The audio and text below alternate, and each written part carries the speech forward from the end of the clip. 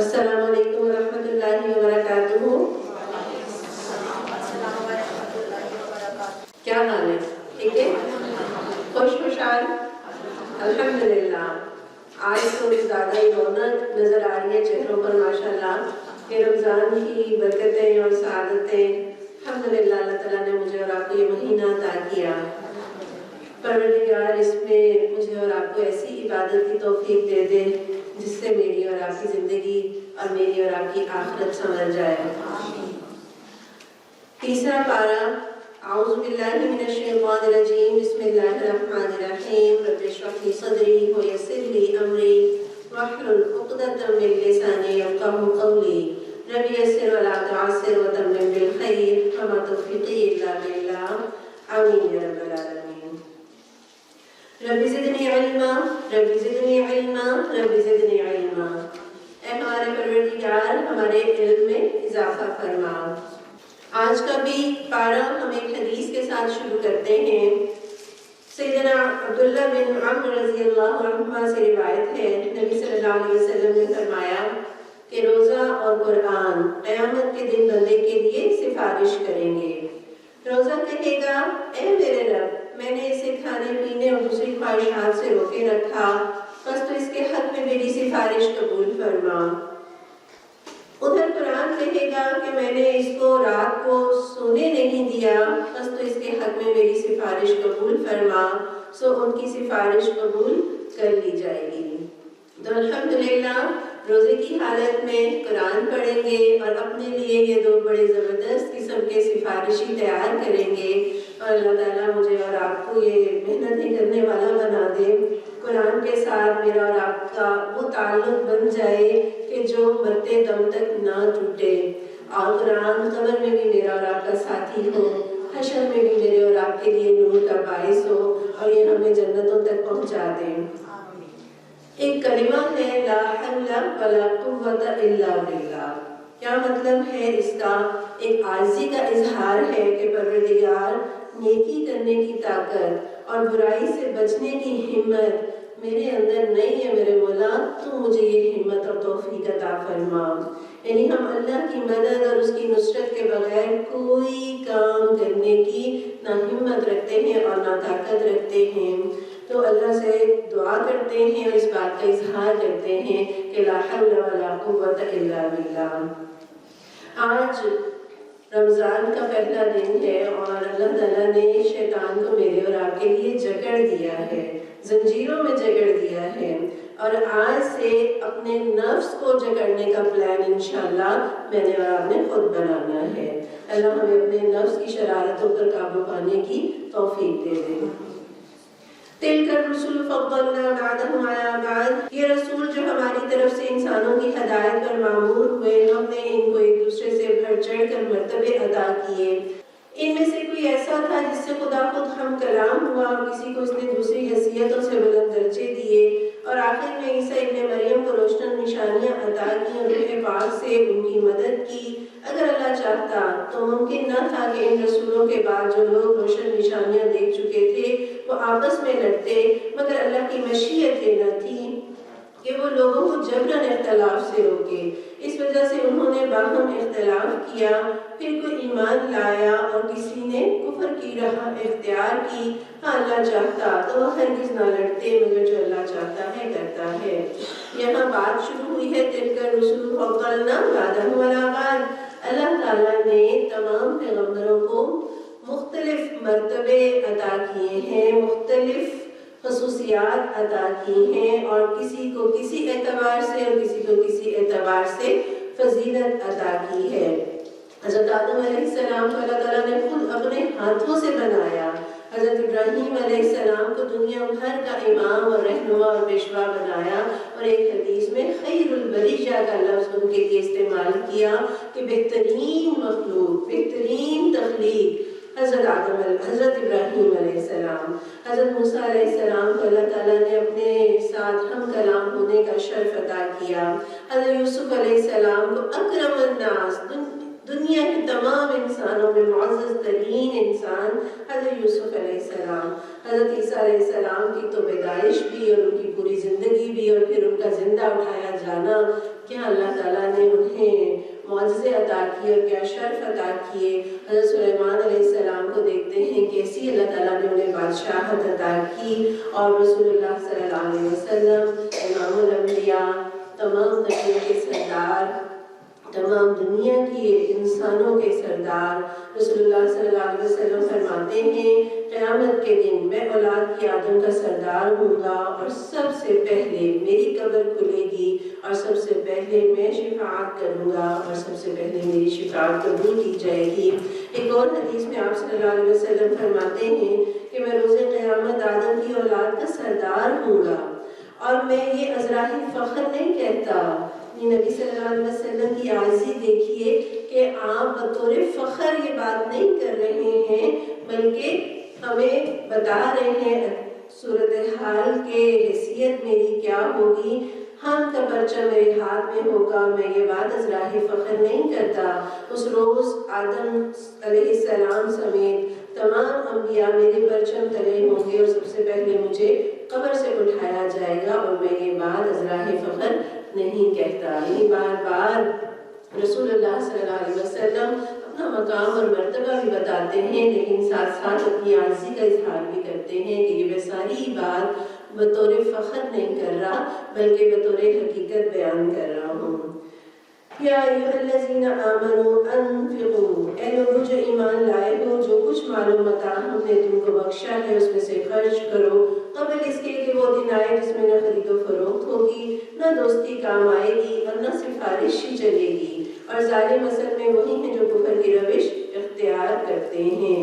ایمان والوں کو پکارا ہے، یہ کون سی مخلوق ہے؟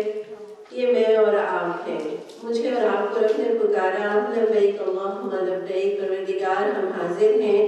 اللہ تعالیٰ مجھے اور آپ کو رب کے راستے میں خرچ کرنے کی دعوت دے رہے ہیں، اور خرچ کرنا کیسے ممکن ہوگا؟ ایمان کی طاقت خرچ کراتی ہے۔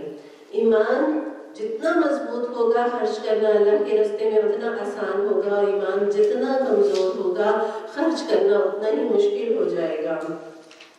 اور یہاں اس آیت میں بتا دیا کہ نجات کے لیے، قیامت کے دن بچنے کے لیے، اللہ کی پکڑ اور اس کے عذاب سے بچنے کے لیے یہ ضروری ہے کہ آج ہم اللہ کے راستے میں اپنی حیثیت کے مطابق، ضروری نہیں ہے کہ کوئی بڑی بڑی اماؤنٹ جو ہے وہ خرچ کی جائے، جو بھی استطاعت ہو اللہ کے راستے میں، اللہ کے دین کے غلبے کے لیے، اللہ کی مخلوق کی مشکلات کو دور کرنے کے لیے، ان کی مجبوریوں اور بے بسی کو دور کرنے کے لیے جو ممکن ہو خرچ کر لیں اس جہنم کی آگ سے بچنے کے لیے۔ اور خاص طور پر عورتوں کو نبی صلی اللہ علیہ وسلم نے یہ تلقین فرمائی۔ ایک عید کے دن نبی صلی اللہ علیہ وسلم نماز سے فارغ جب ہوئے اور عورتوں کی جماعت کے پاس سے جب گزرے تو آپ صلی اللہ علیہ وسلم نے عورتوں کو مخاطب فرمایا تھا اور کہا تھا، اے عورتوں کی جماعت صدقہ کیا کرو، کیونکہ میں نے جہنم میں زیادہ تم ہی کو دیکھا ہے۔ تو انہوں نے کہا، یا رسول اللہ ایسا کیوں؟ آپ صلی اللہ علیہ وسلم نے فرمایا، تم لعن طعن بہت کرتی ہو اور شوہر کی ناشکری کرتی ہو۔ یعنی یہ زبان کا غلط استعمال ہماری نیکیوں کو کھا جاتا ہے۔ یہ ناشکری جو ہے وہ رب کے غضب کا شکار کرتی ہے۔ تو یہ دو عادتیں جو عام طور پر عورتوں میں پائی جاتی ہیں، یہ عادتیں جو ہیں وہ جہنم کے عذاب کا موجب بنا سکتی ہیں۔ لہٰذا کہا کہ غلطی ہو جاتی ہے نا، کوتاہی ہو جاتی ہے، زبان پھسل جاتی ہے، کیا کرو؟ صدقہ دیا کرو۔ صدقہ گناہوں کو مٹائے گا، صدقہ رب کے غضب کو مٹائے گا، صدقہ آنے والی بلاؤں کو ٹالے گا، صدقہ جو ہے وہ موت کو آسان کرے گا۔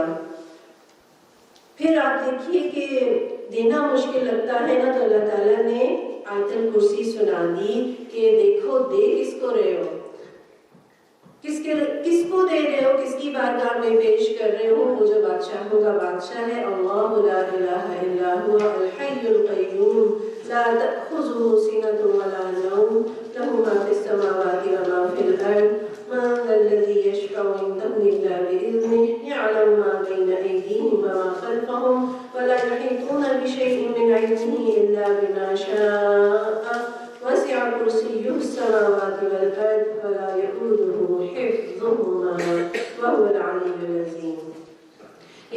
اللہ وہ زندہ جاوید ہستی جو تمام کائنات کو سنبھالے ہوئے ہے، اس کے سوا کوئی خدا نہیں، نہ وہ سوتا ہے نہ اسے اونگ لگتی ہے، زمین اور آسمانوں میں جو کچھ ہے اسی کا ہے۔ کون ہے جو اس کی جناب میں اس کی اجازت کے بغیر سفارش کر سکے؟ جو کچھ بندوں کے سامنے ہے اسے بھی وہ جانتا ہے، جو کچھ ان سے اوجھل ہے اس سے بھی وہ واقف ہے۔ اس کی معلومات میں سے کوئی چیز ان کی گرفت ادراک میں نہیں آ سکتی الا یہ کہ کسی چیز کا علم وہ خود ہی ان کو دینا چاہے۔ اس کی حکومت آسمانوں اور زمین پر چھائی ہوئی ہے اور ان کی نگہبانی اس کے لیے کوئی تھکا دینے والا کام نہیں، بس وہی ایک بزرگ و برتر ذات ہے۔ یہ ہے آیت الکرسی۔ نبی صلی اللہ علیہ وسلم نے اسے سیدہ آیت القرآن کہا ہے، قرآن کی آیتوں کی سردار، قرآن میں سب سے عظیم آیت، بڑی آیت نہیں کہا، بڑی آیت انشاءاللہ تعالیٰ آج کے ہی سبق میں آئے گی، طویل آیت جو ہے وہ انشاءاللہ آج ہم اپنے سبق میں پڑھیں گے۔ یہ قرآن کی سب سے عظیم آیت ہے۔ حضرت ابی بن کعب رضی اللہ عنہ کی روایت ہے، فرماتے ہیں کہ رسول اللہ صلی اللہ علیہ وسلم نے فرمایا، اے ابو منذر جو ہے وہ ابی بن کعب کی کنیت ہے، فرماتے ہیں اللہ کے نبی کیا تم جانتے ہو اللہ کی کتاب کی کون سی آیت جو تمہارے پاس ہے سب سے عظمت والی ہے؟ تو انہوں نے فرمایا کہ اللہ لا الہ الا هو الحی القیوم، یعنی آیت الکرسی کا تذکرہ کیا تو آپ صلی اللہ علیہ وسلم نے میرے سینے پر ہاتھ مارا اور فرمایا اللہ کی قسم ابو منذر تمہیں یہ علم مبارک ہو، یعنی تمہیں اس بات کا پتہ ہے کہ قرآن کی سب سے عظیم آیت کون سی ہے، تو یہ بات تمہاری زندگی میں برکتیں بھر دے۔ ٹھیک ہے نا؟ تو یہ ہے سب سے عظیم آیت، اور یہ وہ آیت ہے جس سے شیطان بھاگتا ہے، یہ وہ آیت ہے جو جنت میں داخلے کا سبب بنے گی، ذریعہ بنے گی۔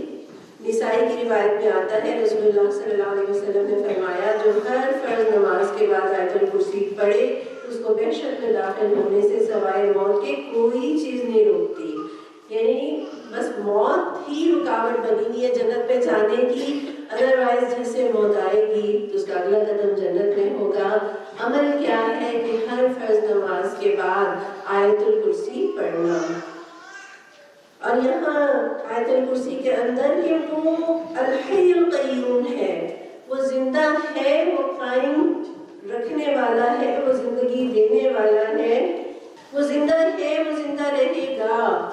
قرآن کی ایک آیت آپ کو یقیناً آتی ہوگی، کل من علیہا فان ویبقی وجہ ربک ذو الجلال والاکرام، یعنی زمین پر جو کچھ بھی ہے، دنیا میں جو کچھ بھی ہے سب فنا ہو جائے گا اور صرف اللہ رب العزت کی ذات ہی باقی رہے گی۔ ٹھیک ہے نا؟ قیوم کا مطلب کیا ہے؟ قائم کرنے والا، سہارا دینے والا۔ دنیا کے جتنے بھی سہارے ہیں نا وہ سب کیا ہیں؟ عارضی ہیں، ایک ایک کر کے ساتھ چھوڑ جاتے ہیں، لیکن رب کا سہارا کبھی نہیں ٹوٹتا، کبھی نہیں رب چھوڑتا۔ ہم گرنے لگتے ہیں وہ تھامتا ہے، ہم ٹوٹنے لگتے ہیں وہ جوڑتا ہے، ہم ہمت ہارنے لگتے ہیں وہ اٹھا کر کھڑا کر دیتا ہے۔ وہ رب جو فضا میں پرندوں کو گرنے نہیں دیتا، تھام کر رکھتا ہے، وہ رب جس نے آسمان کو بغیر ستونوں کے قائم کر رکھا ہے، کیا وہ مجھے اور آپ کو سہارا نہیں دے سکتا؟ کیا وہ مجھے اور آپ کو باقی نہیں رکھ سکتا؟ کیا وہ مجھے اور آپ کو ہمتیں عطا نہیں کر سکتا؟ تو یا حی یا قیوم اپنے اذکار میں اس ذکر کا یا اپنے اذکار میں اللہ کی اس صفت کا اظہار کیا کیجیے۔ نبی صلی اللہ علیہ وسلم ان صفات اور ان ناموں کی وجہ سے یا ان کے تذکرہ کر کے رب سے دعائیں مانگا کرتے تھے۔ یا حی یا قیوم برحمتک استغیث، اے زندہ قائم رہنے والے آپ ہی سے میں فریاد کرتی ہوں۔ حضرت علی رضی اللہ عنہ بھی فرماتے ہیں کہ غزوہ بدر میں نے چاہا کہ حضور کو دیکھوں تو دیکھا تو آپ صلی اللہ علیہ وسلم سجدے میں تھے اور بار بار یا حی یا قیوم یا حی یا قیوم کہہ رہے تھے۔ پھر اس آیت میں آپ نے دیکھا کہ لا سنۃ ولا نوم، اللہ کو نہ نیند آتی ہے نہ ہی اونگ آتی ہے، اسی لیے تو ہم آیت الکرسی پڑھ کر اطمینان سے سو جاتے ہیں کہ اللہ میری اور آپ کی اور ہمارے گھر بار کی حفاظت کرے گا۔ تو آپ دیکھیے کہ وہ رب جو ٹریلین نظام کائنات کو سنبھالے ہوئے ہے، وہ میرا اور آپ کا رب سوتا نہیں ہے، وہ تھکتا نہیں ہے، اسے اونگ نہیں آتی ہے، اور مجھے تو ایسا لگتا ہے کہ وہ میرے لیے نہیں سوتا، وہ آپ کے لیے نہیں سوتا کہ کس وقت میرا بندہ، اس کو میری ضرورت پڑے، کس وقت میرا بندہ توبہ کر لے، میری طرف پلٹ آئے۔ رب جاگتا ہے، رب انتظار کرتا رہتا ہے میرا اور آپ کا کہ میں اسے پکاروں اور وہ مجھے عطا کرے۔ اور یہ تو حقیقت ہے، جو نیند میں جھٹکا کھائے، جو اپنے آپ کو قائم نہ رکھ سکے، وہ کسی اور کو کیا قائم رکھ سکے گا؟ کتنی ہی جانیں ڈرائیور کی لمحے بھر کی اس اونگ کی نظر ہو جاتی ہیں، تو اللہ تعالیٰ نہ اسے نیند آتی ہے اور نہ اونگ آتی ہے۔ پوری کائنات کا بادشاہ، پوری کائنات کا بادشاہ، I belong to Allah، میرا تعلق اس رب کے ساتھ ہے جو پوری دنیا کا بادشاہ ہے۔ اچھا، یہاں اللہ مالک ہے نا، اللہ کے پاس سارا اختیار ہے، وہ بادشاہ ہے، تو جو مالک ہوتا ہے، جو بادشاہ ہوتا ہے، اختیار بھی اسی کا ہوتا ہے، قانون بھی اسی کا ہوتا ہے۔ اور یہاں ہم کہہ رہے ہیں کہ ساری کائنات اس کی ہے، سب اس کی ہے، تو جب ساری کائنات اس کی ہے تو جو چیزیں میں کہتی ہوں میری ہیں، وہ کس کی ہیں؟ وہ بھی دراصل اللہ کی ہیں۔ اور جو چیزیں میری ہوتی ہیں نا، وہ کیا کرتی ہیں؟ وہ میری چاکری کرتی ہیں، میری خدمت کرنے کے لیے موجود رہتی ہیں۔ میں کہتی ہوں یہ میرا گھر ہے، یہ میرا موبائل ہے، یہ میری گاڑی ہے، یہ میرا ملازمہ، یہ میری ملازمہ ہے، تو وہ جو میری چیز ہوتی ہے نا، وہ میرے ساتھ رہتی ہے، میری خدمت کے لیے موجود رہتی ہے۔ تو میں رب کی ہوں، تو کیا میں رب کی خدمت کے لیے، کیا میں رب کی اطاعت کے لیے، بندگی کے لیے حاضر رہتی ہوں؟ پھر یہ بھی سوال کیجئے اپنے آپ سے کہ میں یہ دیکھتی ہوں کہ میری چیز ہو اور وہ کسی اور کے پاس ہو، وہ کسی اور کی خدمت کر رہی ہو، کسی اور کی چاکری کر رہی ہو، تو مجھے کیسا لگے گا؟ میں رب ہی ہوں، رب میرا مالک ہے، میں اس کی غلام، میں اس کی بندی۔ لیکن اگر چاکری شیطان کی ہو، اور اگر چاکری شیطان صرف انسانوں کی ہو، تو وہ رب مجھے کس نظر سے دیکھے گا کہ بندی میری اور چاکری کسی اور کی؟ ہم اتھارٹی والوں سے امپریس ہوتے ہیں نا، ہم اتھارٹی والوں سے ڈرتے ہیں، ہم اتھارٹی والوں کو اوبے کرتے ہیں، تو اللہ کی اتھارٹی کو محسوس کیجئے، اس کی بادشاہت کو محسوس کیجئے۔ پھر یہاں اللہ کے علم کی بھی بات اللہ تعالیٰ نے بتا دی، اور یہ بھی بتا دیا کہ اللہ کی اجازت کے بغیر کوئی سفارش نہیں کر سکتا۔ لا يتکلمون الا من اذن له الرحمن وقال صوابا۔ اس دن کسی کو مجال نہیں ہوگی کہ وہ کلام کر سکے، صرف وہ بات کرے گا جسے رب اجازت دے اور جو درست بات کہے۔ اور یہ جو سفارش اللہ کے سوا، سفارش وہی کر سکے گا جسے اللہ اجازت دے گا۔ تو دنیا میں اگر اس کی مثال آپ سمجھیں کہ ہم جب کسی کی سفارش کرتے ہیں اور اگر وہ پولیس آفیسر کہتا ہے کہ سر آپ نہیں جانتے اس نے کتنے کتنے گھناؤنے جرائم کیے ہیں، میرے پاس اس کے ثبوت موجود ہیں، تو آپ کیا کہیں گے؟ اوہو مجھے تو پتا نہیں تھا، ٹھیک ہے آپ اپنی ڈیوٹی کیجئے، آپ اپنی ذمہ داری نبھائیے۔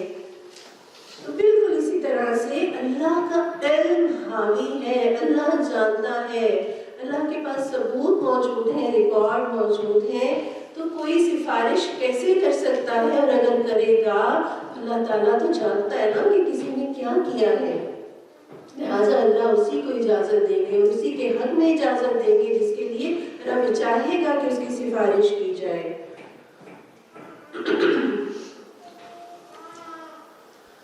اور نبی صلی اللہ علیہ وسلم کی شفاعت کسے ملے گی؟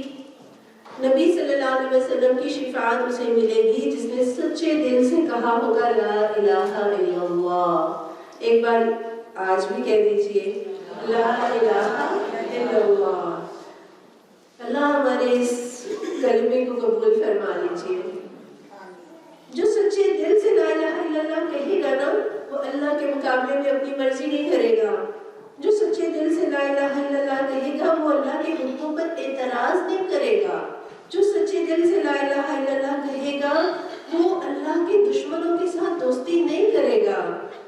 اور جو سچے دل سے لا الہ الا اللہ کہے گا نا، وہ رب کے حکموں کو نافذ کرنے کے لیے، وہ دین کو نافذ کرنے کے لیے محنتیں کرے گا، تو اللہ ہمیں سچے دل سے لا الہ الا اللہ کہنے والا بنا دے۔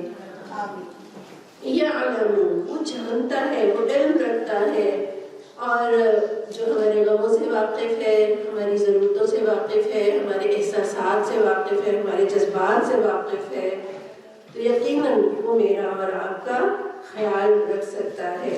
وَمَا قَدَرُ اللَّهَ حَقَّ قَدْرِهِ، اللہ کا تعارف، اللہ تعالیٰ آیت الکرسی میں اپنا تعارف دیتے ہیں نا، اور ہم نے عمر گزار دی، کتنی ڈگریاں، کتنی پڑھائیاں کی، لیکن جس کے بارے میں جاننا چاہیے تھا اسے نہیں جانا، اس کی قدر کو نہیں پہچانا۔ اللہ ہمیں توفیق دے دے کہ ہم پروردگار تیری شان کو سمجھ سکیں، تیری عظمتوں کو سمجھ سکیں، اور تیرے حکموں کو جان سکیں اور اس پر عمل کر سکیں۔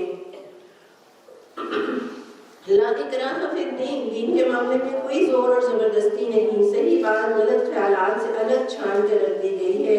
اب جو کوئی طاغوت کا انکار کر کے اللہ پر ایمان لے آیا، اس نے ایک ایسا مضبوط سہارا تھام لیا جو کبھی ٹوٹنے والا نہیں، اور اللہ جس کا سہارا اس نے لیا ہے سب کو سننے اور جاننے والا ہے۔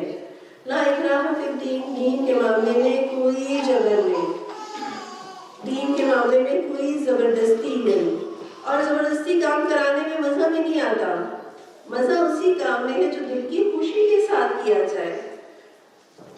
اور یہاں لوگوں کو کنفیوژن ہوتی ہے کہ اچھا وہ کسی سے کہے کہ نماز پڑھو، اور بچے کہیں گے آپ کو، یا کوئی کہے گا آپ کو کہ آپ زبردستی نہیں کر سکتی ہم پر، کیونکہ اللہ تعالیٰ خود فرماتے لا اکراہ فی الدین، دین میں کوئی جبر نہیں ہے۔ تو یہ غلط فہمی ہے، دین میں داخلے پر جبر نہیں ہے، لیکن جو داخل ہو اسے اس بات کا اختیار نہیں ہے کہ وہ اپنی مرضی چلائے۔ لیکن اللہ کو یہ مطلوب نہیں کہ وہ لوگوں کو جبرن مسلمان بنائے۔ اگر جبرن مسلمان بنانا ہوتا تو کن فیکون کے ذریعے اللہ تعالیٰ سب کو مومن بنا دیتے، لیکن اللہ کو یہ مطلوب نہیں تھا۔ اللہ تعالیٰ نے اس بات کو پسند کیا کہ ہمارے سامنے ہدایت کو بھی رکھ دیں، ہمارے سامنے گمراہی کو بھی رکھ دیں، اور پھر ہم اپنی مرضی اور اپنے اختیار اور اپنی پسند سے ہدایت کا رستہ چنیں اور اللہ اس سے راضی ہو جائے۔ ہم پھر یہاں پر سہارے کی بات کرتے ہیں۔ اللہ تعالیٰ قرآن میں یہاں کہہ رہے ہیں کہ جو اللہ پر ایمان لے آیا اس نے مضبوط سہارا تھام لیا۔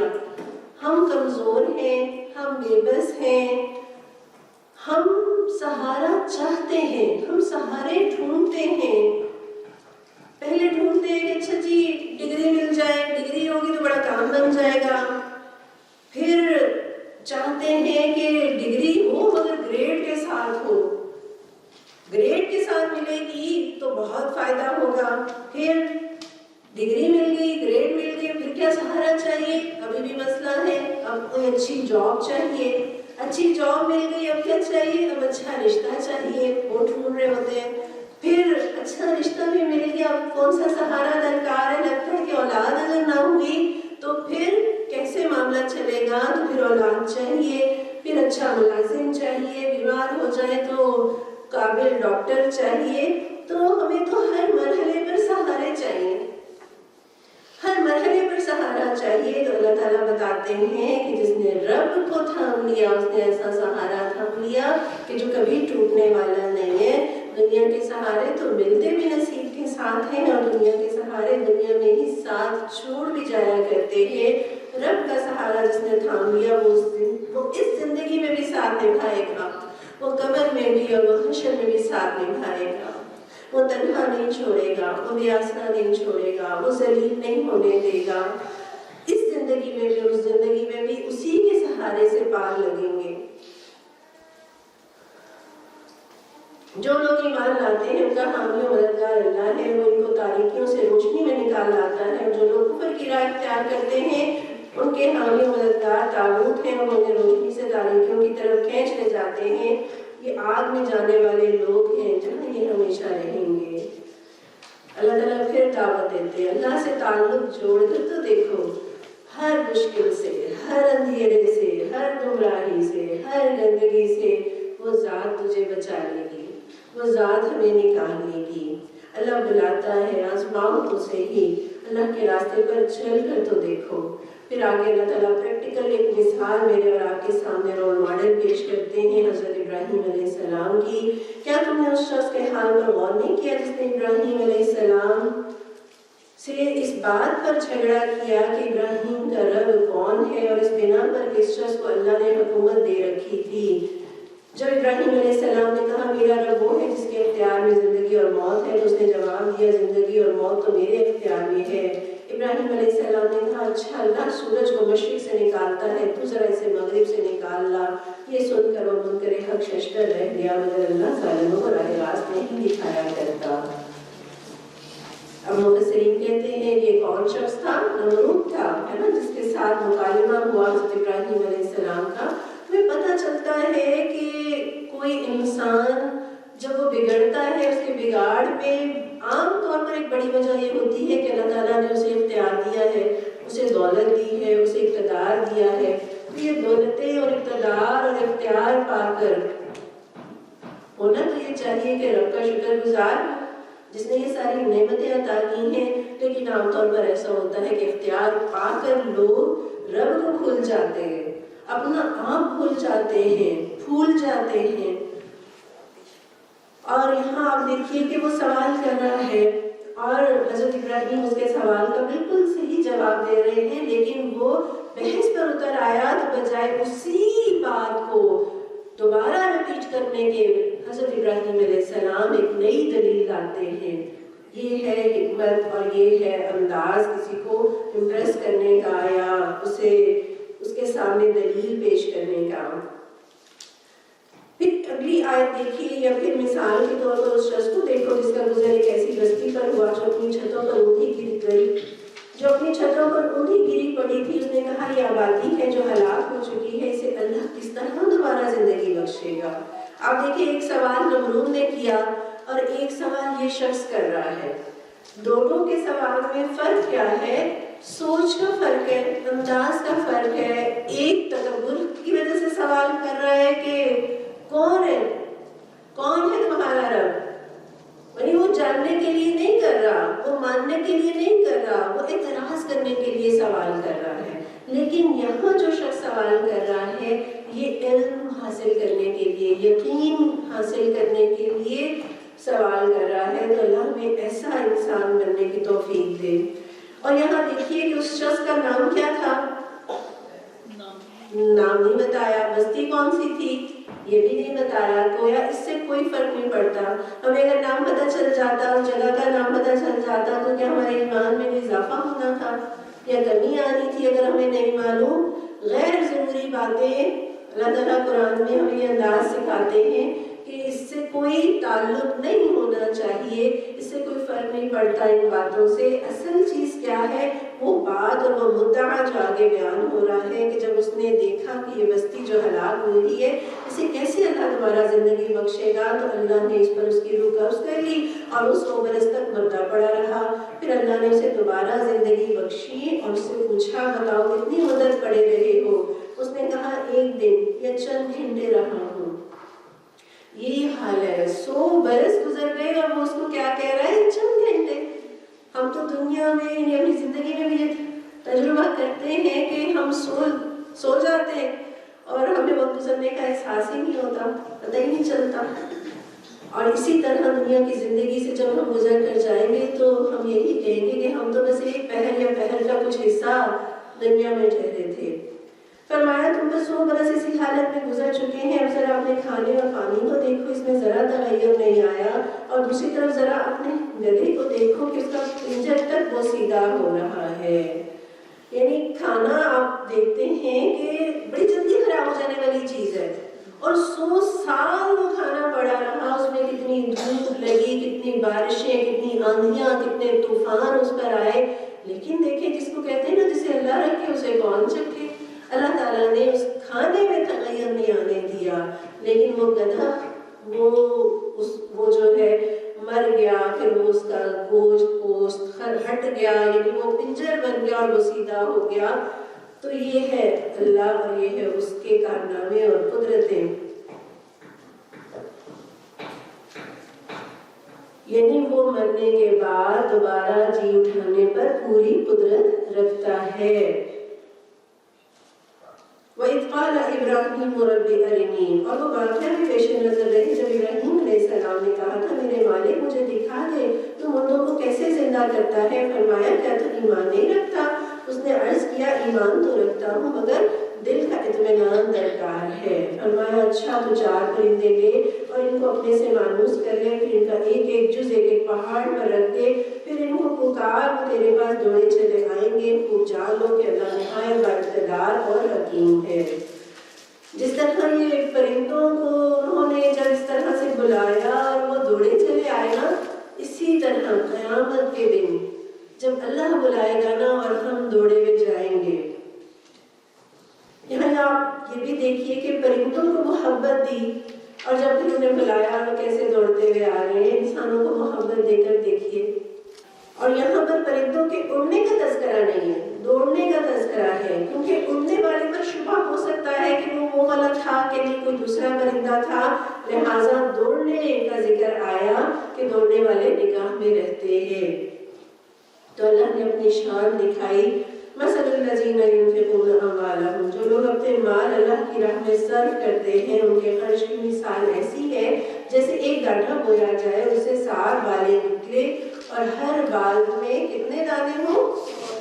اسی طرح اللہ جس کے عمل کو چاہتا ہے افزونی عطا کرتا ہے اور وہ فراخ دستی ہے اور علیم بھی۔ پھر انفاق کی بات آ رہی ہے۔ انفاق کا اگر الف ہٹا دیا جائے تو کیا بچتا ہے؟ نفاق۔ بس اللہ کے راستے میں مال نہیں خرچ کرتے تو وہ سمجھ لے کہ یہ نفاق کی ایک علامت ہے۔ گندم کی خوشے کو دیکھیں اور اس آیت کو سمجھیں کہ کس طرح سے وہ ایک دانہ اس سے جو خوشہ پھوٹتا ہے اس پہ کتنے بہت سارے دانے لگ جاتے ہیں۔ تو اسی طرح اللہ اپنے راستے میں خرچ کیے ہوئے کو بڑھاتا ہے۔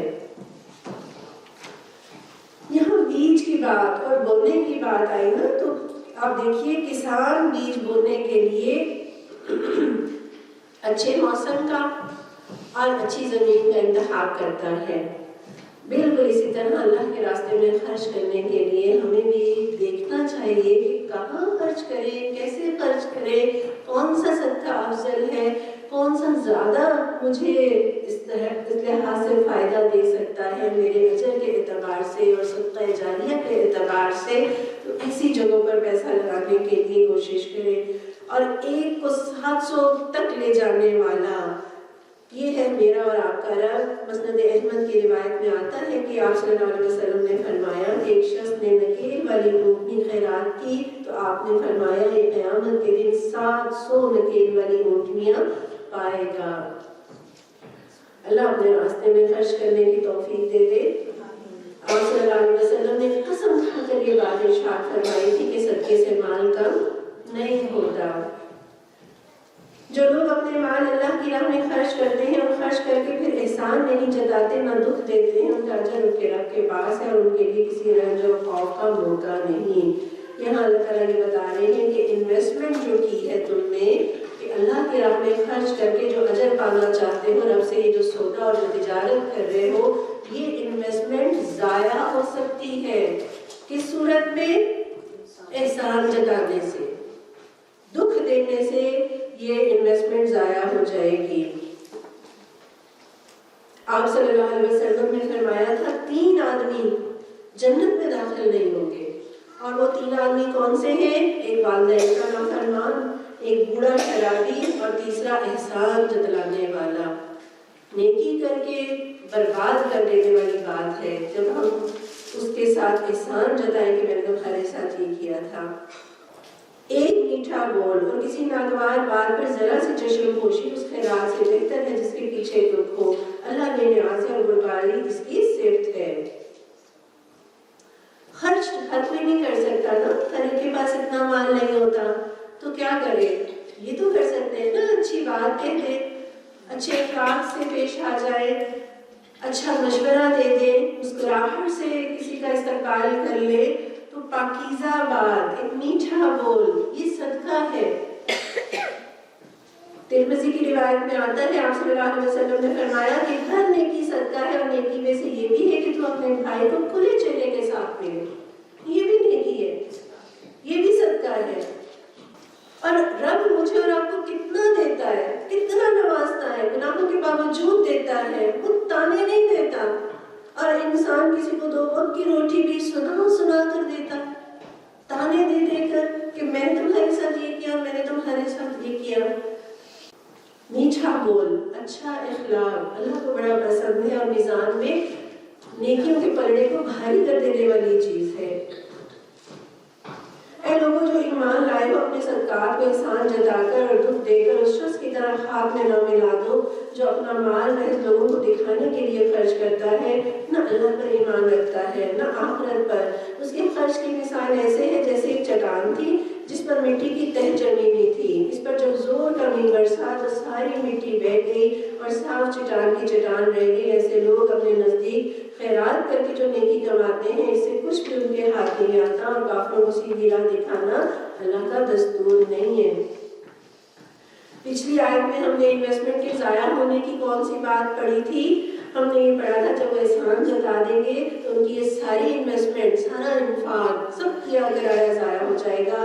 اور یہاں ایک اور چیز جو انویسٹمنٹ کو ضائع کرنے والی ہے وہ دکھاوا ہے، وہ ریا ہے۔ یہ انویسٹمنٹ کو برباد کر دینے والی چیز ہے۔ مسلم کی حدیث میں آتا ہے، اس کا ایک حصہ آپ کے سامنے رکھتی ہوں، کہ قیامت کے دن ایک آدمی لایا جائے گا، اللہ اس سے اپنی نعمتیں گنوائیں گے، میں نے تمہیں یہ دیا، میں نے تمہیں یہ دیا، اور وہ ان نعمتوں کا اقرار کرے گا۔ پھر اللہ اس سے سوال کریں گے کہ میری نعمتیں پا کر تم نے کیا کیا؟ وہ کہے گا کہ میں نے تیری راہ میں ان تمام جگہوں پر مال خرچ کیا جہاں تجھے پسند تھا۔ نہیں سوچیے، اس نے زندگی میں ان ساری مقدار میں خرچ کیا جس میں خرچ کرنا اللہ کو محبوب تھا۔ اللہ ارشاد فرمائیں گے تو جھوٹ کہتا ہے، تو نے مال صرف اس لیے خرچ کیا کہ لوگ تجھے سخی کہیں اور دنیا نے تجھے سخی کہا۔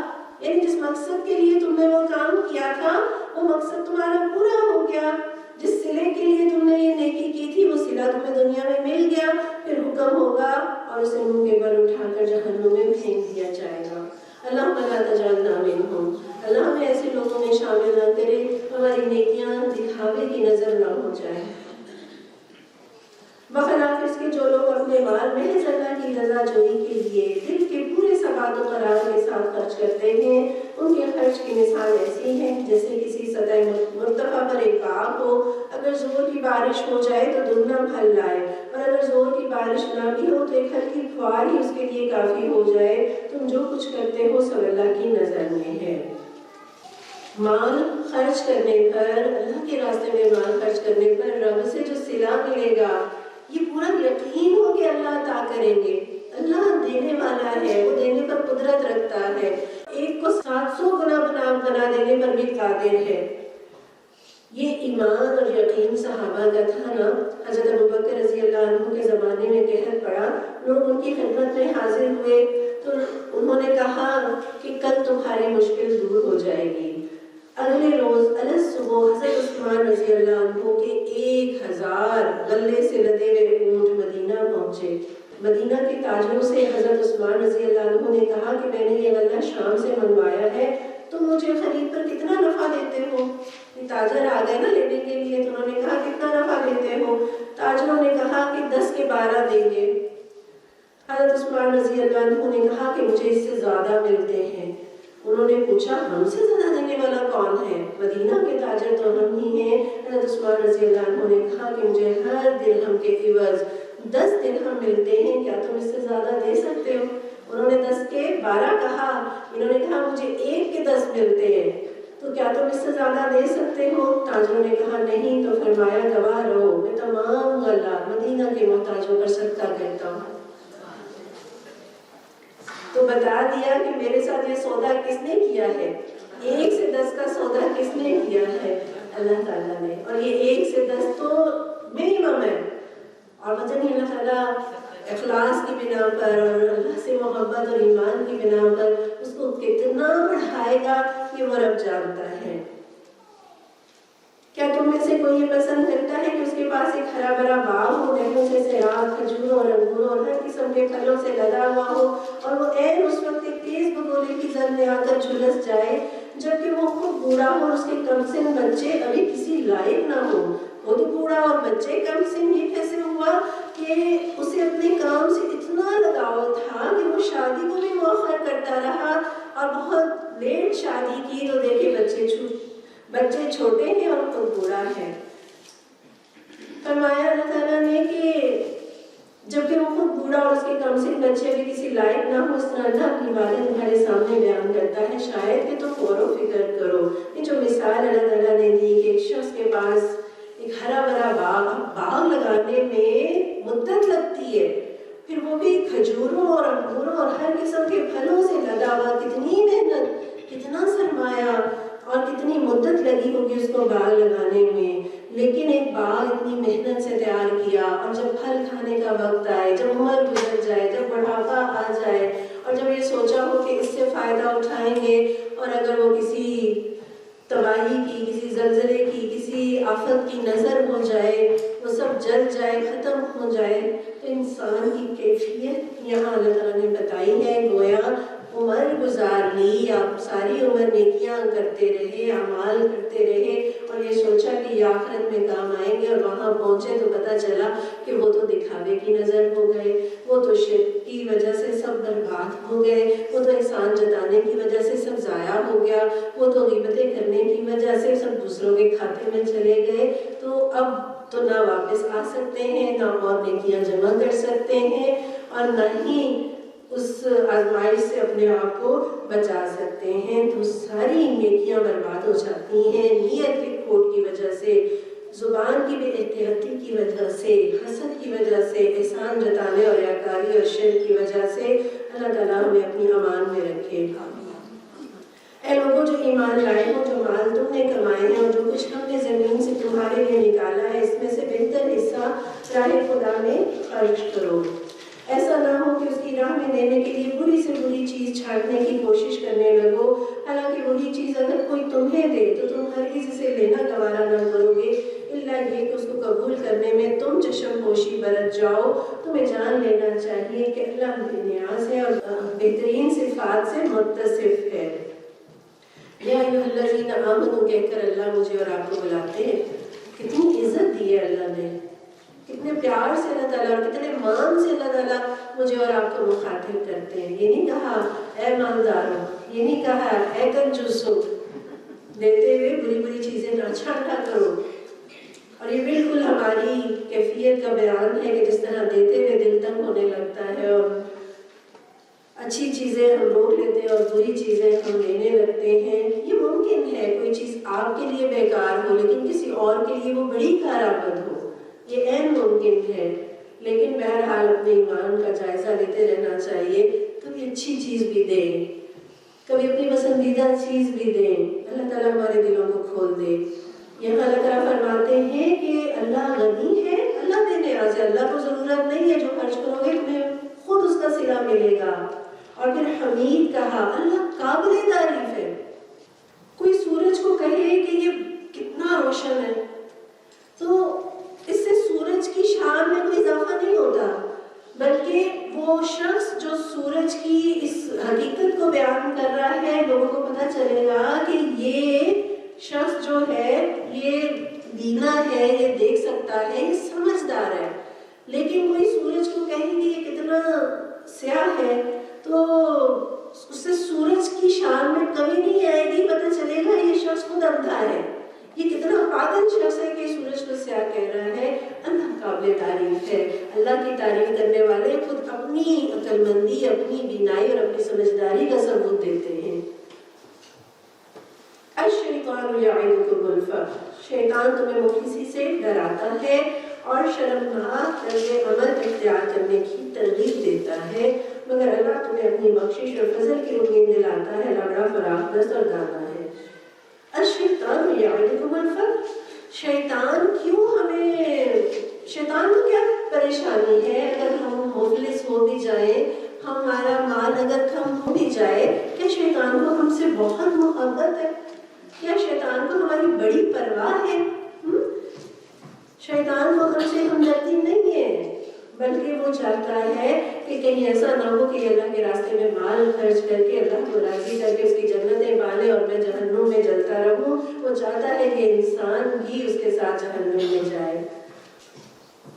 وہ ایسا نہیں ہے کہ وہ ہمارا مال بچانا چاہتا ہے تاکہ ہمارے کام آئے۔ وہ ہمارا مال آپ دیکھیں کسی اور راستے میں، کسی فضول کام میں، کسی بیکار کے کام میں وہ ہم سے لاکھوں لگوا لیتا ہے، وہ اڑوا دیتا ہے پیسے تاکہ برباد ہو اور ہم رب کے راستے میں نہ لگا سکیں اور سعادتیں نہ پا سکیں۔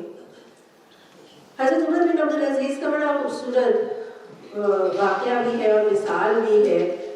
حضرت عمر بن عبدالعزیز کے 11 بیٹے تھے اور جس طرح سے زندگی انہوں نے گزاری ہم جانتے ہیں، اور پھر جب فوت ہوتے ہیں حضرت عمر رضی اللہ عنہ، اس وقت ان کی وراثت سے یعنی اتنا ہی مال چھوڑا کہ ان 11 بیٹوں کو 5-5 درہم وراثت میں ملے۔ بعد میں راوی کہتے ہیں کہ ہم نے حضرت عمر کے بیٹوں کو اس حال میں دیکھا کہ وہ ایک ایک دن میں 100 غلام آزاد کیا کرتے تھے، ایک ہی نشست میں 100 غلام آزاد کرے، اللہ نے اتنا انہیں نوازا۔ اور اس کے مقابلے میں حشام بن مالک تھا، اس کے بھی 11 بیٹے تھے، اور جب وہ فوت ہوا تو وہ ہر بیٹے کو 11 لاکھ درہم ملے۔ اور راوی کہتے ہیں کہ ہم نے انہیں اس حال میں دیکھا کہ وہ مسجد کی سیڑھیوں پر بھیک مانگ رہے تھے۔ ہم سوچتے ہیں کہ ہم اولاد کو دے جائیں، ہم ان کے لیے کما لیں، ہم ان کے لیے چھوڑ جائیں، ان کے کام آئے گا۔ اولاد کی اگر اچھی تربیت کر دی، انہیں اگر کسی قابل بنا دیا، اگر انہیں خوف خدا دیا، اگر وہ محنت کرنے والے ہیں، تو جو بھی آپ چھوڑ کر جائیں گے اللہ اس میں برکت دے گا۔ لیکن آپ بہت سا بھی چھوڑ جائیں، بہت سا مال انہیں دے جائیں، لیکن اگر خوف خدا نہیں دے سکے، اگر ایمان ان کے اندر پیدا نہیں کر سکے تو وہ برباد کر دیں گے اور پھر ہاتھ ملتے رہ جائیں گے۔ اللہ نہ کرے کہ ہمارے ساتھ ایسا ہو۔ یؤتی الحکمت من یشاء، جس کو چاہتا ہے حکمت عطا کرتا ہے، جس کو حکمت ملی اسے حقیقت میں بڑی دولت مل گئی۔ ان باتوں سے صرف وہی لوگ سبق لیتے ہیں جو دانش مند ہیں۔ تم نے جو کچھ بھی خرچ کیا ہو، جو نظر بھی مانی ہو، اللہ کو اس کا علم ہے، ظالم ہوگا کوئی مددگار نہیں۔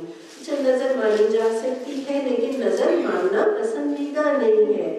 آپ صلی اللہ علیہ وسلم نے فرمایا نظر نہ مانا کرو، اس لیے کہ نظر تقدیر میں طے شدہ کاموں میں کچھ فائدہ نہیں دیتی، صرف اتنا ہوتا ہے کہ بخیل سے مال نکلوا لیا جاتا ہے۔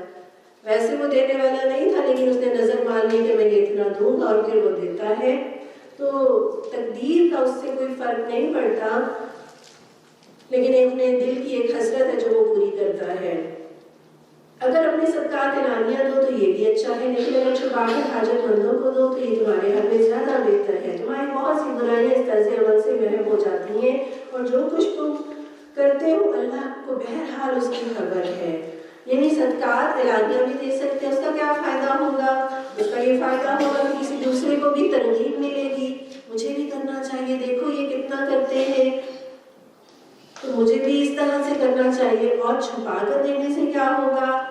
وہ نیکی آپ نے صرف اللہ کے لیے کی ہے۔ یہ جو اعلانیہ کی ہے نا، یہ بھی اللہ ہی کے لیے کی ہے، دکھانے کے لیے نہیں کی۔ بعض اوقات آپ کوئی کام کرتے ہیں اور آپ چاہتے ہیں کہ کسی اور کو پتہ چلے تاکہ وہ بھی سیکھے۔ جیسے آپ اولاد کو بتا رہے ہوتے ہیں کہ میں یہ کرتی ہوں، میں یہ دیتی ہوں، میری یہ مدد ہے، تو وہ آپ دراصل اپنے بچوں کو ٹرین کر رہے ہیں کہ وہ بھی اس طرح سے وہ سیکھیں کہ کس طرح سے ہمارے والدین جو ہیں وہ کن مدد پہ پیسہ لگاتے ہیں، یا ان کی کیا ترجیحات ہیں، وہ کس بات کو زیادہ پسند کرتے ہیں، ان کا طریقہ زندگی کیا ہے۔ تو یہ سکھانے کے لیے بعض اوقات اعلانیہ بھی کوئی نیکی کر لینی چاہیے یا صدقہ کر لینا چاہیے، اور چھپا کر دینا تو یہ بہت ہی اچھی بات ہے۔ اللہ کے عرش کے سائے میں جو لوگ جمع ہوں گے نا، ان میں سے ایک شخص وہ ہوگا جس نے صدقہ کیا لیکن اتنے پوشیدہ طور پر کہ بائیں ہاتھ کو بھی خبر نہیں ہوئی کہ دائیں ہاتھ نے کیا خرچ کیا۔ اب تو واقعی یہ بہت ہی آسان لگتا ہے کہ اب جس طرح سے آن لائن ٹرانسفر کر دی، ایزی پیسہ کرا دیا، پتہ ہی نہیں کانوں کان کسی کو خبر ہی نہیں ہوتی کہ آپ نے کس طرح سے مال جو ہے وہ کسی ضرورت مند کو پہنچا دیا یا اللہ کے دین کے لیے آپ نے دے دیا۔ تو یہاں دیکھیے کہ ایک اور چیز ہے کہ خدا کا خواستہ ہمارے ایسے گناہ ہیں جو ہم نے تنہائی میں کیے، تو ایسے گناہوں کو مٹانا ہے نا تو تنہائی کی نیکیاں کیجیے، چھپا کر نیکیاں کیجیے۔ چھپا کر کی جانے والی نیکیاں میرے اور آپ کے چھپ کے کیے جانے والے گناہوں کی معافی کا ذریعہ بنے گی۔ اسی طرح اعلانیہ نیکیاں ان گناہوں کی بخشش کا ذریعہ بنے گی جو ہم نے اعلانیہ کسی محفل میں کیے۔ تو اس نیت کے ساتھ کبھی اعلانیہ اور کبھی پوشیدہ خرچ کیجیے کہ اللہ میری کھلی اور میری چھپی ساری برائیوں کو مٹا دے۔ صدقہ یقیناً رب کے غضب کو بھی بجھاتا ہے اور بری موت سے بھی انسان کو بچاتا ہے۔ مسند احمد کی روایت میں یہ بات موجود ہے۔ لوگوں کی ہدایت بخش دینے کی ذمہ داری تم پر نہیں، ہدایت اللہ ہی جسے چاہتا ہے بخشتا ہے، اور خیرات میں جو مال تم خرچ کرتے ہو وہ تمہارے اپنے لیے بھلا ہے۔ آخر تم خرچ اسی لیے تو کرتے ہو کہ اللہ کی رضا حاصل ہو، تو جو مال تم خیرات کرو گے اس کا پورا پورا اجر تمہیں دیا جائے گا اور تمہاری حق تلفی ہرگز نہ ہوگی۔ اچھا، ابتدا میں لوگ یہ سمجھتے تھے کہ صرف ضرورت مند مسلمان پر خرچ کرنا ہی انفاق فی سبیل اللہ ہے۔ اس آیت میں اللہ تعالیٰ نے یہ غلط فہمی دور کر دی اور اسلام کی رحمت دیکھیے کہ ضرورت مند کافر پر خرچ کرنے پر بھی اللہ اجر دیتے ہیں، مشرک پر خرچ کرنے پر بھی اللہ اجر دیتے ہیں۔ اور وہ حدیث تو آپ کو معلوم ہوگی کہ ایک پیاسے کتے کو پانی پلانے پر ایک فاحشہ عورت کو اللہ تعالیٰ نے بخش دیا۔ تو جب ایک کتے کو پانی پلانے پر اللہ اتنا نوازتے ہیں، ایک انسان خواہ وہ کوئی بھی کسی بھی مذہب سے تعلق رکھتا ہے، اس کی اگر ضرورت ہے، اگر وہ بھوکا ہے، اگر وہ ضرورت مند ہے، اس کی ضرورت پوری کرنا، صدقہ اس پر بھی کیا جا سکتا ہے، خیرات اس پر بھی کی جا سکتی ہے۔ ہاں، زکوٰۃ جو ہے وہ کافر پر نہیں لگے گی، اہل ایمان کے محتاج مسلمانوں ہی پر خرچ کی جائے گی۔ زکوٰۃ نہیں دے سکتے لیکن خیرات کر سکتے ہیں۔ اللہ تعالیٰ کہہ رہے ہیں کہ ہدایت تو اللہ جسے چاہتا ہے دیتا ہے۔ مال تم خرچ کرو، خواہ کوئی مسلم ہے اور خواہ کوئی غیر مسلم ہے۔ خاص طور پر مدد کے مستحق وہ تندرست لوگ ہیں جو اللہ کے کام میں ایسے گر گئے کہ اپنی ذاتی کسب معاش کے لیے زمین میں کوئی دھوپ نہیں کر سکتے۔ ان کی خودداری دیکھ کر ناواقف آدمی گمان کرتا ہے کہ یہ خوشحال ہے، تم ان کے چہروں سے ان کی اندرونی حالت پہچان سکتے ہو، مگر وہ ایسے لوگ نہیں کہ لوگوں کے پیچھے پڑ کر کچھ مانگے۔ ان کی اعانت میں جو کچھ مال تم خرچ کرو گے وہ اللہ سے پوشیدہ نہیں رہے گا۔ تو وہ جو سفید پوش لوگ ہیں، وہ لوگ ہیں جنہوں نے اپنے آپ کو، جیسے طالب علم ہوتے ہیں کہ جو مدارس کے اندر پڑھنے کے لیے اپنے آپ کو وقف کر دیتے ہیں، تعلیم کے لیے وقف کر دیتے ہیں، لیکن اتنا سرمایہ نہیں ہے کہ اس کے اخراجات برداشت کر سکے، تو یقیناً ایسے لوگوں کی مدد کرنا جو کہ فقیر نہیں ہے، جو محتاج نہیں ہے، جو مدد کے لیے ہاتھ نہیں پھیلاتے، تو ہمیں بھی ڈھونڈ کر ایسے لوگوں کی مدد کرنی چاہیے۔ اور یہاں یہ بھی ہمیں پتہ چلتا ہے کہ مانگنا اچھی عادت نہیں ہے۔ آپ صلی اللہ علیہ وسلم نے فرمایا سواری جو ہمیشہ لوگوں سے مانگتا رہتا ہے قیامت کے دن اس حال میں آئے گا کہ اس کے منہ پر گوشت کی ایک بوٹی بھی نہیں ہوگی۔ تصور کریں کسی ایسے چہرے کا جس کے اوپر گوشت نام کی کوئی چیز نہ ہو، تو جو سوالی جو ہر وقت مانگتا رہتا ہے قیامت کے دن اس حال میں آئے گا۔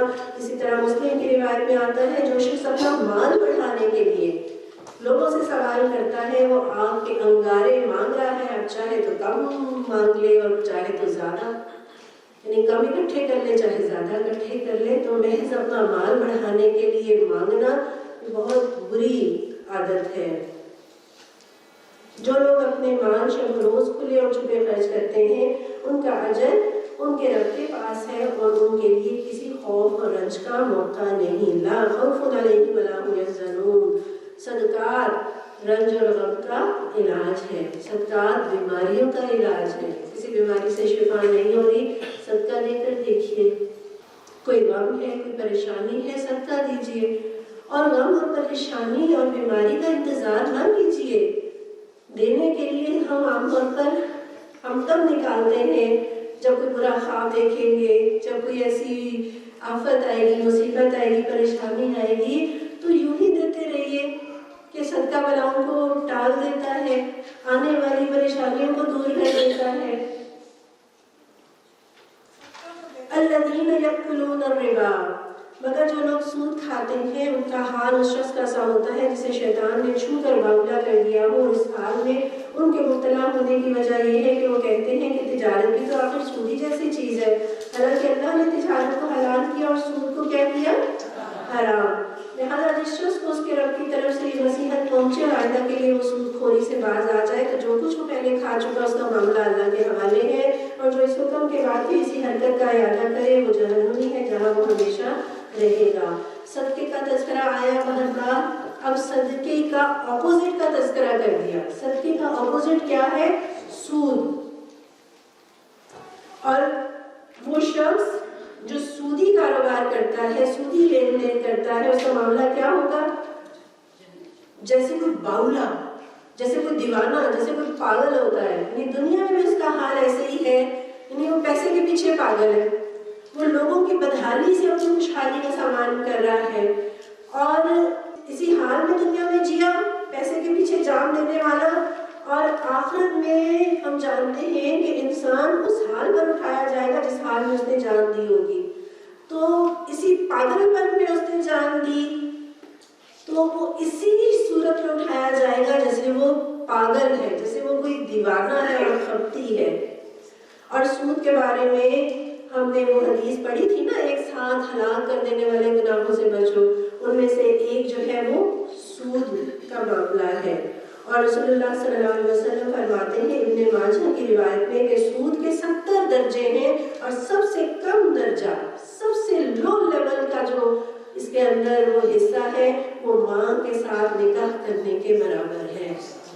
سب سے لو اتنا قبیح ہے تو سوچئے کہ اس کے باقی درجے اور اس کے باقی حصوں کی قباحت کتنی زیادہ ہوگی. اور یہ گناہ جتنا قبیح ہے اتنا ہی ہمارے معاشرے کے اندر عام ہے. جاتے ہیں بینک میں اور کیا کہتے ہیں کہ ہم نے منافع پر، پروفٹ پر جو ہے یہ کھاتا کھولنا ہے اور اماؤنٹ رکھوانی ہے تاکہ ہمیں ہر مہینے اس پر پروفٹ آتا رہے. تو یہ چیزیں کیا ہیں؟ یہ سود حرام ہے. اللہ تعالیٰ نے اس کو حرام قرار دیا ہے، اور اس کا منیمم قباحت بھی جو ہے وہ ماں سے نکاح کرنے کے برابر ہے. اللہ سود کا مٹھ مار دیتا ہے، صدقات کو نشوونما دیتا ہے. اللہ کسی ناشکر بدعمل انسان کو پسند نہیں کرتا. اور ابن مسعود کی قرآن بھی ہمیں بتا رہا ہے کہ سود کا مٹھ مر جاتا ہے، یعنی وہ معاشرہ کہہ لیجیے ختم ہو کر رہ جاتا ہے، جس کے اندر خیرخواہی نہیں ہے، جس کے اندر ہمدردی نہیں ہے، جس کے اندر مال کی ہرس اور طمع ہے کہ کسی طرح سے اس کا بینک بیلنس زیادہ ہو جائے. وہ معاشرہ کیسے پروان چڑھ سکتا ہے؟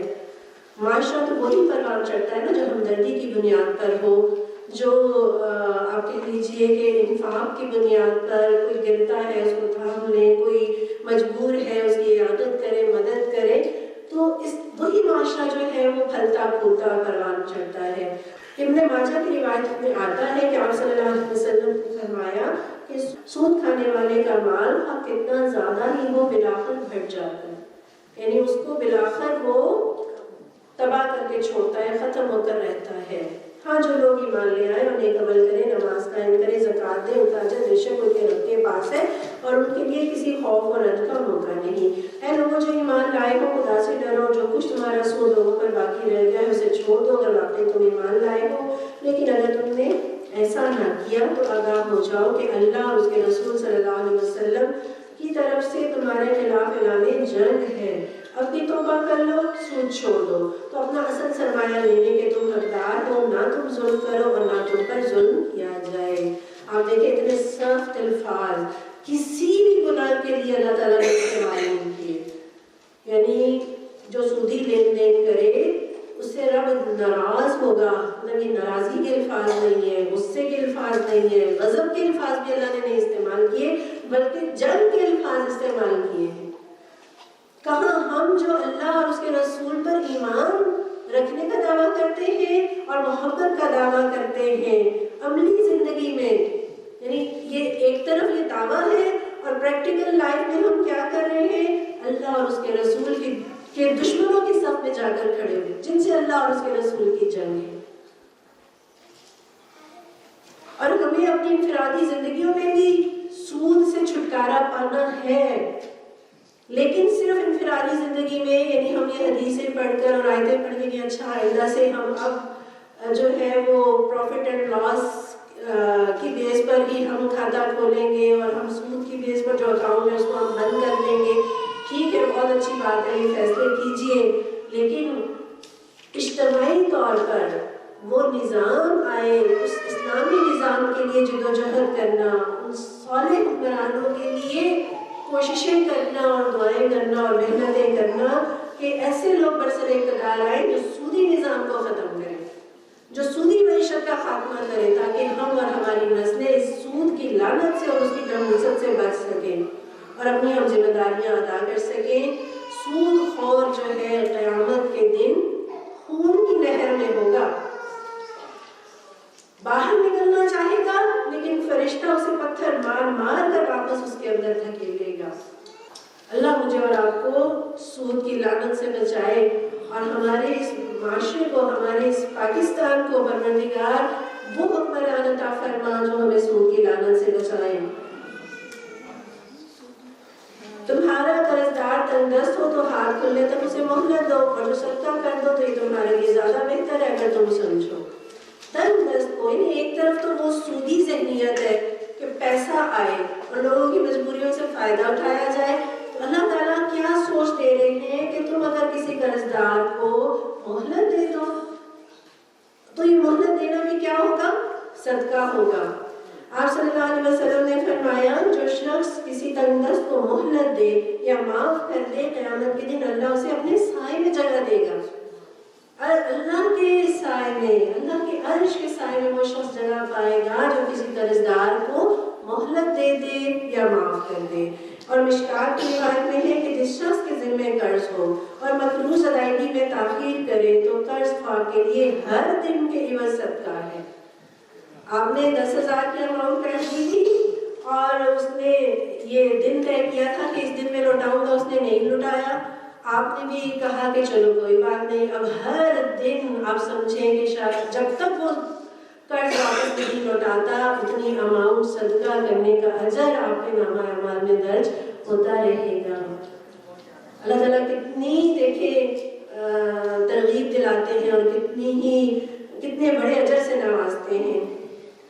اس دن کی رسوائی اور مصیبت سے بچو جب تم اللہ کی طرف واپس ہوگے اور وہاں ہر شخص کو اس کی کمائی ہوئی نیکی یا بدی کا پورا بدلہ مل جائے گا اور کسی پر ظلم ہرگز نہیں ہوگا۔ اب وہ قرآن کی طویل ترین آیت، پہلے ہم نے عظیم آیت پڑھی تھی، اب یہ طویل آیت ہے، اور یہ طویل آیت کس چیز کے بارے میں دیکھتے ہیں۔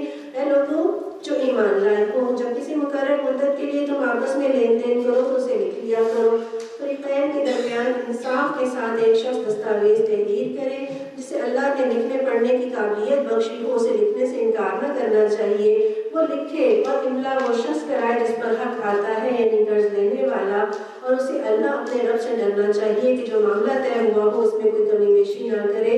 لیکن اگر قرض لینے والا خود نادان یا ضعیف ہو یا املا نہ کرا سکتا ہو تو اس کا ولی انصاف کے ساتھ املا کرائے، پھر اپنے مردوں میں سے 2 آدمیوں کی اس پر گواہی لے لو، اور اگر 2 مرد نہ ہوں تو 1 مرد اور 2 عورتیں، تاکہ اگر ایک بھول جائے تو دوسری اسے یاد دلا دے۔ یہ گواہ ایسے لوگوں میں سے ہونے چاہیے جن کی گواہی تمہارے درمیان مقبول ہو۔ گواہوں کو جب گواہ بننے کے لیے کہا جائے تو انہیں انکار نہ کرنا چاہیے، معاملہ خواہ چھوٹا ہو یا بڑا، میعاد کے تعین کے ساتھ اس کی دستاویز لکھوا لینے میں تساہل نہ کرو۔ اللہ کے نزدیک یہ طریقہ تمہارے لیے زیادہ مبنی بر انصاف ہے، اس سے شہادت قائم ہونے میں زیادہ سہولت ہوتی ہے اور تمہارے شکوک و شبہات میں مبتلا ہونے کا امکان کم رہ جاتا ہے۔ ہاں، جو تجارتی لین دین دست بدست تم لوگ آپس میں کرتے ہو اس کو نہ لکھا جائے تو کوئی حرج نہیں، مگر تجارتی معاملے طے کرتے وقت گواہ کر لیا کرو، کاتب اور گواہ کو ستایا نہ جائے، ایسا کرو گے تو گناہ کا ارتکاب کرو گے۔ اللہ کے غضب سے بچو، وہ تم کو صحیح طریقے کی تعلیم دیتا ہے اور اسے ہر چیز کا علم ہے۔ اب پتہ چلا کہ سب سے لمبی آیت کس چیز کے بارے میں ہے کہ لین دین کے معاملات میں زبانی جمع خرچ نہ کیجیے، اس کو تحریر میں لے آئیے اور اس پر گواہ مقرر کر لیجیے، ٹھیک ہے۔ حدیث میں آتا ہے کہ 3 قسم کے آدمی ایسے ہیں جو اللہ سے فریاد کرتے ہیں مگر ان کی فریاد سنی نہیں جاتی، اور ان میں سے ایک شخص وہ ہے جو کسی کو اپنا مال قرض دے اور اس پر گواہ نہ بنائے۔ یعنی اس وقت تو کہا چلو کوئی بات نہیں ہے نا، گواہ بھی نہیں بنایا، کوئی لکھت پڑھت بھی نہیں کی، کاروباری معاملہ تھا، لین دین کا معاملہ تھا، قرض کا معاملہ تھا، دے دیا، اور بعد میں اب تقاضا کر رہے ہیں، کوئی مکر گیا یا کوئی اور معاملہ ہو گیا تو آپ کے پاس نہ تحریر ہے اور نہ گواہ ہے. تو یہ معاملہ بہت نازک ہے. یہ معاملات جب اس طرح سے بگڑتے ہیں تو تعلقات بگڑ جاتے ہیں، رشتہ داریاں خراب ہوتی ہیں. تو اللہ تعالیٰ ہمیں کیا سکھاتے ہیں کہ ان معاملات میں لکھت پڑھت کرا کرو اور اس پر گواہ مقرر کیا کرو. اچھا، اس میں ایک اور چیز آئی تھی کہ ایک مرد گواہ اور 2 عورتیں، گویا 2 عورتوں کی گواہی ایک مرد کے برابر ہے. ٹھیک ہے. اچھا، یہ جو معاملہ ہے نا، سنگین جتنے بھی فوجداری قسم کے معاملات ہیں، آپ کہہ لیجئے زنا کا معاملہ ہو، قذف کا معاملہ ہو، چوری کا، نکاح اور طلاق کے جو بڑے بڑے معاملات ہیں، اس میں مردوں کی ہی گواہی ہے. اس میں عورت، آپ دیکھیں نکاح میں بھی عورت گواہ نہیں ہوتی، مرد گواہ ہوتے ہیں. اسی طرح طلاق کے معاملات میں، اسی طرح چوری اور ڈاکے اور اس طرح کے جو مقدمات ہیں ان میں بھی مردوں کی گواہی ہوتی ہے. اور یہ سنگین فوجداری مقدمات میں مردوں کی گواہی چلتی ہے. لیکن مالی معاملات میں اگر ضرورت پڑے، 2 مرد نہیں مل رہے ہیں تو 1 مرد اور 2 عورتیں. اور یہ آسانی کے لیے، سہولت کے لیے کہ جب ایک عورت جو ہے نا وہ عام طور پر پیریڈز کی وجہ سے، رضاعت کی وجہ سے، حمل کی وجہ سے ایسی کیفیات میں عام طور پر رہتی ہے کہ وہ بھول کا شکار ہو سکتی ہے. یعنی وہ ایک، آپ کہہ لیجئے کہ عورت کی کیفیت تھوڑی فرق ہو جاتی ہے. اللہ تعالیٰ نے سہولت دی ہے اس بنا پر کہ ایک کی بجائے 2 ہوں گے تو کوئی ایک اگر بھولے گی تو دوسری اس کو یاد دلا دے گی. ہم نے یہ دیکھا کہ سنگین فوجداری مقدمات میں عورتوں کو گواہی کے لیے تکلیف اور زحمت نہیں دی گئی. مالی معاملات میں اگر ضرورت پڑے تو عورت اس طرح سے گواہی دے سکتی ہے. لیکن بعض معاملات ایسے ہیں جس میں عورت کی گواہی مرد سے زیادہ معتبر ہے. وہ رضاعت کے معاملات ہیں، اس طرح کی جو بھی معاملات ہوتے ہیں جو خواتین سے متعلق ایشوز ہیں، اس میں عورت کی گواہی مرد سے زیادہ معتبر ہے، بلکہ عورت ہی کی گواہی اس میں مانی جاتی ہے.